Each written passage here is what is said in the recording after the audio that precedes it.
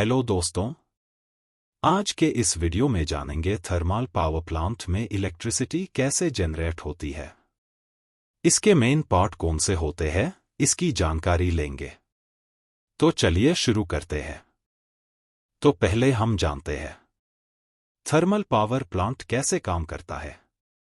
जैसा कि हम जानते हैं, इलेक्ट्रिकल पावर हमको इलेक्ट्रिकल पावर जनरेटर से प्राप्त होती है, लेकिन जब तक जनरेटर घूमेगा नहीं तब तक पावर हमको मिलेगी नहीं। अब थर्मल पावर स्टेशन में इसी जनरेटर को घुमाने के लिए एक स्टीम टरबाइन जोड़ा जाता है और इस टरबाइन पर हाई प्रेशर स्टीम छोड़ी जाती है, जिसकी वजह से टरबाइन घूमता है और उसी के साथ जनरेटर भी घूमने लगता है और उसकी वजह से जनरेटर इलेक्ट्रिकल पावर जनरेट करना चालू कर देता है। थर्मल पावर प्लांट में जीवाश्म ईंधन, कोयला, तेल या गैस के दहन की ऊष्मा का उपयोग बॉयलर द्वारा उच्च दबाव और तापमान के साथ पानी को भाप में बदलने के लिए किया जाता है। बॉयलर में पानी को गर्म करने के लिए कोयले को आसानी से जलाने के लिए टुकड़ों में तोड़ा जाता है। बॉयलर से भाप को सुपरहीटर के माध्यम से पारित किया जाता है ताकि दबाव बढ़ाया जा सके और टरबाइनों से टकराया जा सके। उत्पादित भाप का उपयोग भाप टरबाइनों या कभी-कभी भाप इंजन युग्मित जनरेटर को चलाने में किया जाता है और विद्युत ऊर्जा उत्पन्न की जाती है।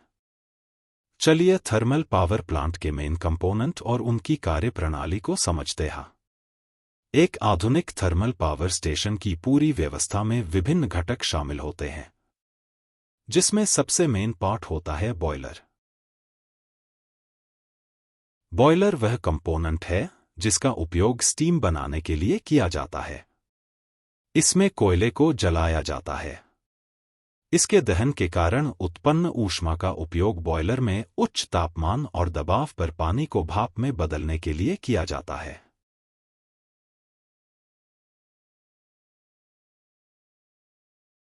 दूसरा पार्ट है सुपर हीटर।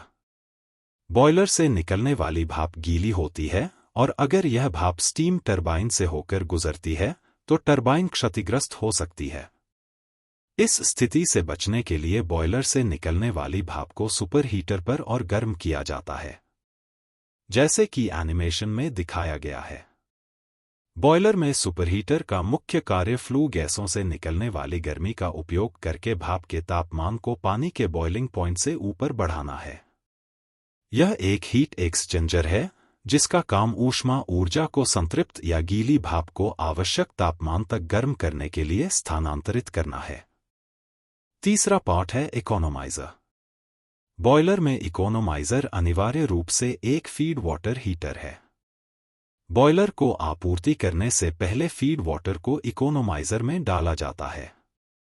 इकोनोमाइजर का मुख्य कार्य यह है कि यह गर्म फ्लू गैसों से गर्मी का उपयोग करके फीड वाटर का तापमान बढ़ाया जाता है। फोर्थ पार्ट है स्टीम टरबाइन्स। स्टीम टरबाइन एक घूमने वाली मशीन है जो भाप की ऊष्मा ऊर्जा को यांत्रिक ऊर्जा में परिवर्तित करती है। सुपरहीटर से सुपरहीटेड स्टीम को स्टार टरबाइन में डाला जाता है जो ऊष्मा ऊर्जा को यांत्रिक ऊर्जा में परिवर्तित कर देगा। स्टीम टरबाइन के प्रकार दो हैं, impulse turbine and reaction turbine. पांचवा पार्ट है ऑल्टरनेटर। टरबाइन के उसी शाफ्ट से एक अल्टरनेटर जुड़ा होता है जो टरबाइन की यांत्रिक ऊर्जा को विद्युत ऊर्जा में परिवर्तित करता है।